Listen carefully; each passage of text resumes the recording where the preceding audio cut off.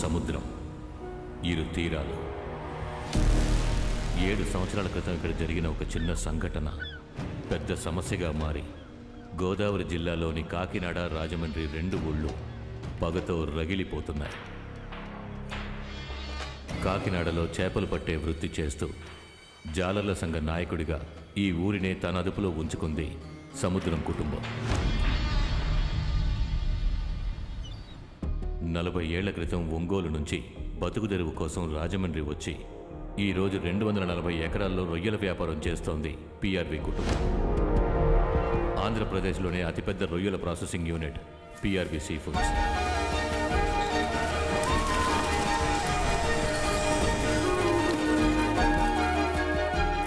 600 మందికి పైగా పనిచేస్తున్న ఈ కంపెనీ నుంచి విశాఖపట్నం ఓడరేవు మీదుగా ఎన్నో దేశాలకు ఎగుమతి చేస్తున్నారు. అది మాత్రమే కాదు, bus service, lorry service, theatre, కళ్యాణ మండపం అని ఈ ఊరికే చిహ్నంగా ఉన్నది పిఆర్వి గ్రూప్.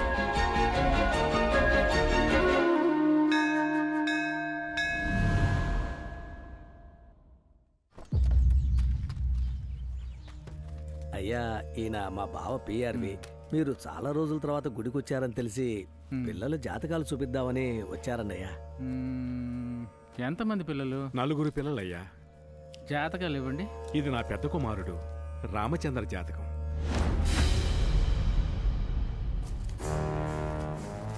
ఏంటి ఇది? సార్, ఈ ఒక్క చేప రొయ్యలతో కలిసి లండన్ వెళ్ళిందంటే మొత్తం కన్సైన్మెంట్ రిటర్న్ అవుతుంది. ఆ తర్వాత ఎండు చేపలు అమ్ముకోవాల్సిందే. అప్పుడు ఇంకా రైతు బజార్లో కూర్చొని నువ్వే అమ్మాలి. తోలు చేస్తా. అనయ్య, మన సంఘం నుంచి చిన్నయ్య కమిటీ మెంబర్లు వచ్చారు.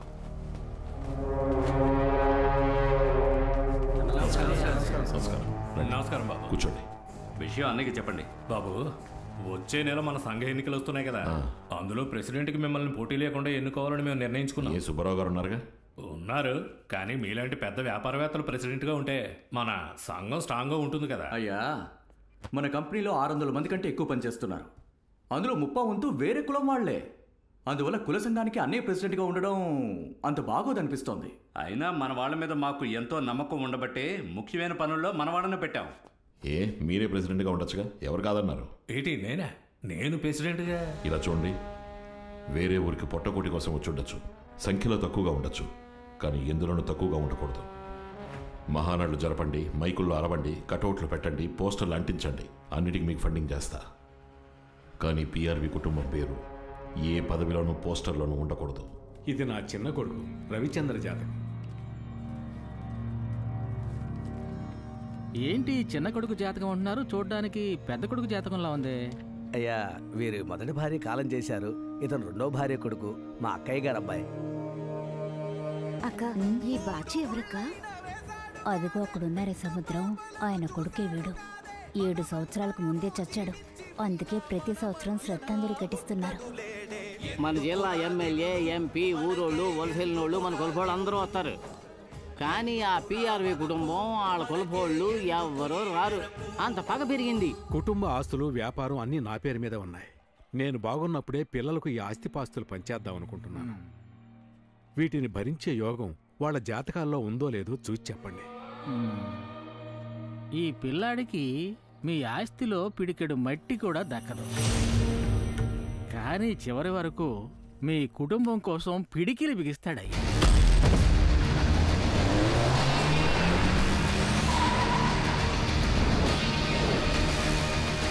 వాడు ఏనుగు లాంటివాడు. మీ అందర్నీ తన భుజాల మీద ఎత్తుకొని మోస్తాడు.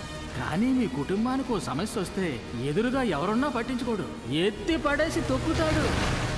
సార్, పిఆర్బీ రవి పెదపూడి వైపు వెళుతున్నారు సార్. బాచీకి శ్రద్ధాంజలి ఘటించే చోట ఈయనకేం పనయ్యా? సార్, నెక్స్ట్ చెక్ పోస్ట్ లో బ్లాక్ చేయమంటారా సార్? ఆయన అడ్డుకుంటే మనకేనయ్యా ఇబ్బంది. Okay sir. అందరండి. ఎంత పెద్ద సమస్య వచ్చినా ఒక్కడే వెళ్ళి నిలబడతాడు.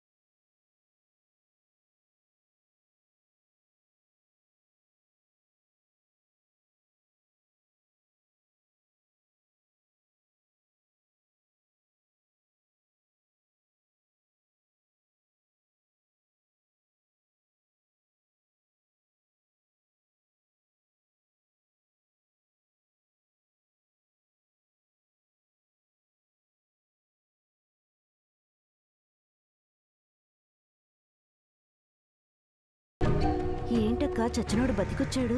వీడు చచ్చినవాడు అన్నయ్య. ఇద్దరు కమల పిల్లలు. జైలు నుంచి 4 రోజులు పెరోళ్ళు వచ్చాడు.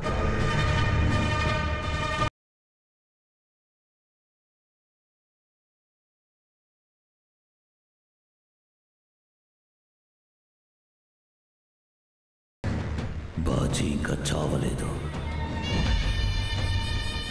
నా రూపంలో బతికే ఉన్నాడు. త్వరలో జైలు నుంచి బయటికి వస్తా. చావడానికి అందరూ సిద్ధంగా ఉండండిరా.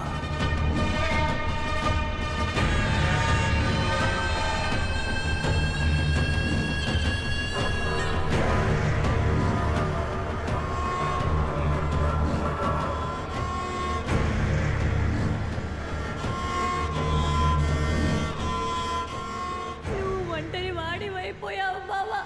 నీ తమ్ముడు నీకు దూరం అయిపోయాడు బావా. లింగం 2 కన్నుల్లో ఒక కంటిని పీకి పారేశారా?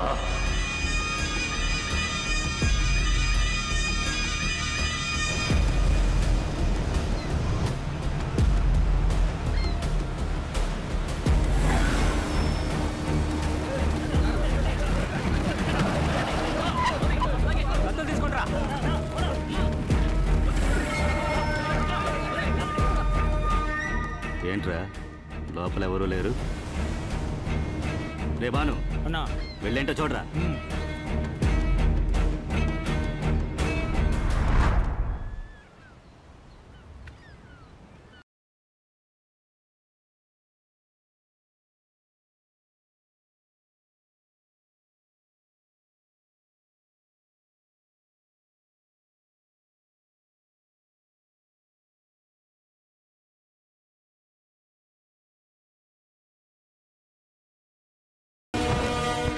ఏరాపిగా పిఆర్వి కుటుంబానికి సముద్రం కుటుంబానికి పగుంటే నువ్వు మధ్యలోకి వచ్చి దూరతావు ఎందుకురా?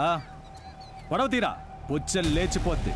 ఇలా రోడ్డు మీద మాట్లాడడం కంటే అదే పడవ వేసుకుని చేపలు పట్టడానికి వెళ్ళంటే ఓ 1000 రూపాయలకి చేపలు దొరికేవి. నీ పెళ్ళమైనా సంతోషించేది. లోపల భయాన్ని ఉంచుకుని బయటికి ధైర్యంగా మాట్లాడుతున్నావా? కత్తి పట్టుకున్న వాడికేరా భయం, సిగరెట్ పట్టుకున్న వాడికి ఏంట్రా భయం? భయం అంటే ఏంటో నేను చూపిస్తాను రా.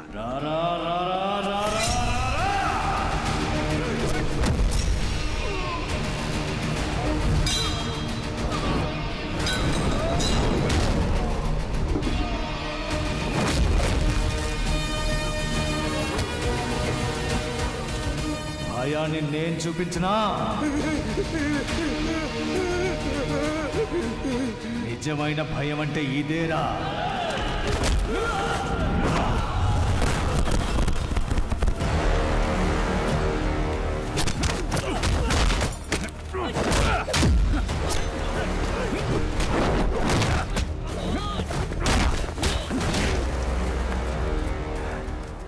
ఏరా ఇంతటితో ఆపేద్దామా?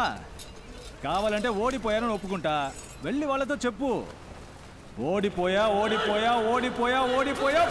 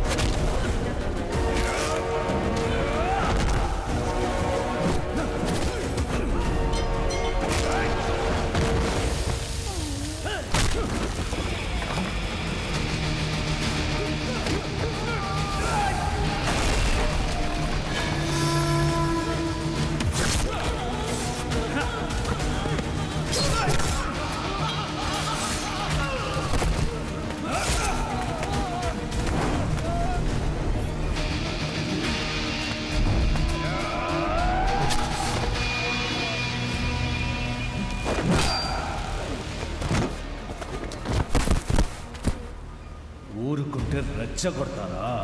తప్పుకుంటే తరిమి కొడతారా? తెల్ల జెండా ఊపితే దాన్ని తీసుకెళ్లి శవాల మీద కప్పుతారా?